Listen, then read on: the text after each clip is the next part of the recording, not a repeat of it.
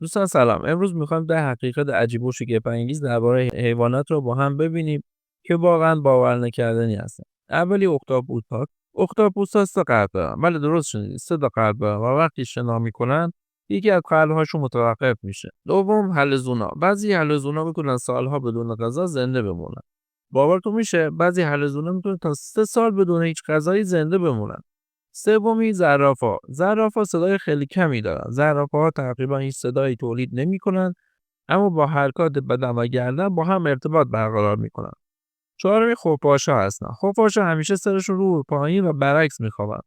خفاش‌ها خودشون رو به سقف می‌چسبونن و در حالت وارونه استراحت می‌کنن. پنجمی مورچه‌ها هستن. مورچه‌ها میتونن چندین برابر وزن خودشون رو بلند کنن. یک مورچه میتونه بین 10 تا 50 برابر وزن خودش رو جابجا کنه. واقعا خرداد شگفت‌انگیزی دارن. ششمی دلفینا هستن. دلفینا با صداشون اسم خودشون رو صدا میکنن. هر دلفین یک صدای مخصوص خودش داره و با همون صدا با دیگر دلفینا ارتباط برقرار میکنه. درست مثل اسم ما آدم‌ها. هفتمی پنگوئن‌ها هستن.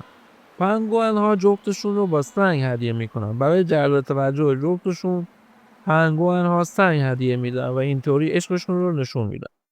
هشتمی مارها هستن. بعضی مارها میتونن ماه‌ها بدون غذا زنده بمونن. مارها توانایی فوق‌العاده‌ای دارن که میتونن چندین ماه غذا نخورن و بدون هیچ مشکلی زندگی کنن.